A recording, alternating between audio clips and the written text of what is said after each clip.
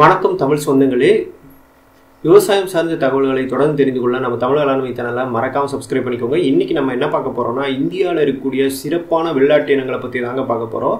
இந்தியாவில் 30க்கும் மேற்பட்ட வெள்ளாட்டு இனங்களை இந்திய நாட்டினங்களாக இந்திய அரசு அங்கீகரிச்சிருக்காங்க.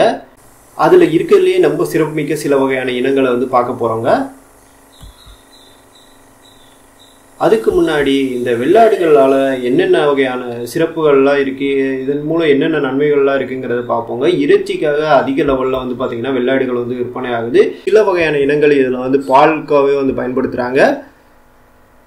அப்புறம் சில குட்டிகளை விற்பனை செஞ்சு லாபம் ஈட்டுறாங்க. சிலர் பார்த்திங்கன்னா அதில் தோலை விற்பனை செஞ்சு, அதாவது இந்த இறைச்சி விற்கிறவங்க தோலை எடுத்துருவாங்க. தோலை எடுத்து அதை தனியாக வியாபாரம் பார்ப்பாங்க. சில வகையான இனங்கள் பார்த்திங்கன்னா ரோமங்களுக்காகவே வளர்க்கப்படுதுங்க வெள்ளாடுகள்லையே. இதில் நம்ம இன்னைக்கு பார்க்க போகிற இனங்கள் பார்த்திங்கன்னா அதிக லெவலில் இரட்டை தேவைக்காக வளர்க்கப்படுதுங்க. அதாவது இறைச்சி மற்றும் பால் ரெண்டுமே தரக்கூடிய இனங்களாக இருக்குங்க. அதில் ரொம்ப முக்கியமான ஒரு இனங்களாக பார்க்கப்படுறாங்க தமுனாபாரி ஆட்டு. நிறைய நபர்கள் இப்போ பெரிய லெவலில் வளர்க்குறாங்க. சொல்லப்போனால் நம்ம தமிழகத்தில் கூட இந்த இனங்களை இப்போ நிறைய நபர்கள் வளர்க்க ஆரம்பிச்சிட்டாங்க.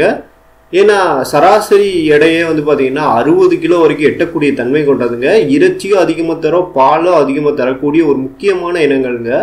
பாலில் ஒரு நாளைக்கு பார்த்திங்கன்னா 2 லிட்டருக்கு மேலேயே தரக்கூடிய இனங்கள்.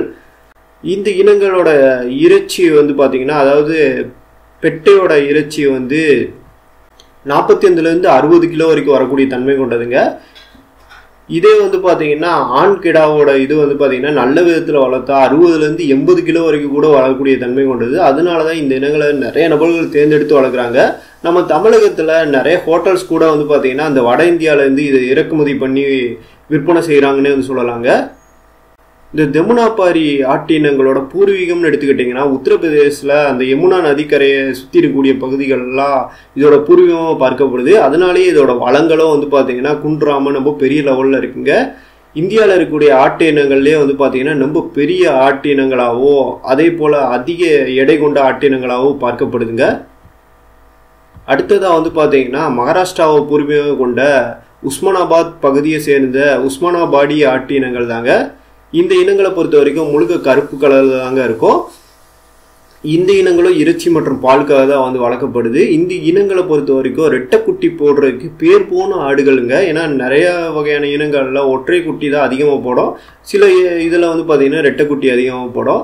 அது இப்படி ரெட்டை குட்டி அதிகமாக போடக்கூடிய ஒரு முக்கியமான இனங்கள்ங்க.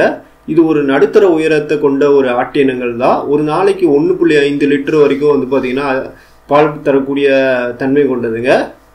அடுத்ததாக நம்ம மூணாவதாக பார்க்க இருக்கிறது பார்த்திங்கன்னா ராஜஸ்தானை பூர்வீகமாக கொண்ட சிரோக்கி டிஸ்ட்ரிக்டில் இருக்கக்கூடிய சிரோக்கி ஆட்டு இனங்கள் தாங்க. இந்த இனங்களை பொறுத்த வரைக்கும் பழுப்பு மற்றும் கருப்பு கலந்து தாங்க இருக்கும். இந்த இனங்களும் பார்த்திங்கன்னா பெரிய லெவலில் இறைச்சிக்காக நம்ம தமிழகத்தில் இறக்குமதி பண்ணிக்கிட்டு இருக்காங்க.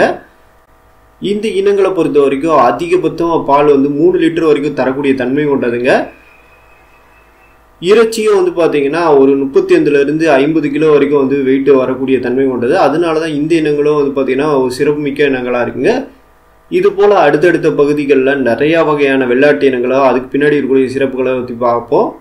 இந்த காணொலி பிடிச்சிருந்தா மறக்காமல் லைக் பண்ணுங்கள். இது போல் காணொலிகளை நீங்கள் தொடர்ந்து பார்க்க நம்ம தமிழ் வேளாண்மை சேனலை சப்ஸ்கிரைப் பண்ணிக்கோங்க. நன்றி.